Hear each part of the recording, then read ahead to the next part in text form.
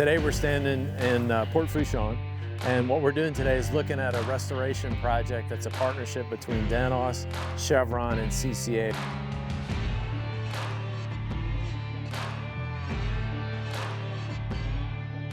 We're restoring Pelican Island.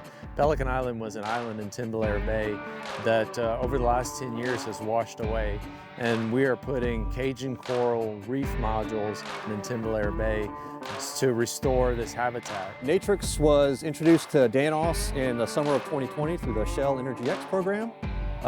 We came together, Danos rolled out the red carpet for us, and it's sort of been snowballing from there. So now we have a partnership. We've set up a world-class Resilient Center of Excellence at Amelia, Louisiana, and working with Danos, we're able to produce these 3D printed Cajun coral modules anywhere in the world. We expect that within just a matter of weeks, we're going to reestablish habitat and create an opportunity for recreational fishermen to again use this as an opportunity to catch speckled trout and redfish and flounder and create a productive habitat.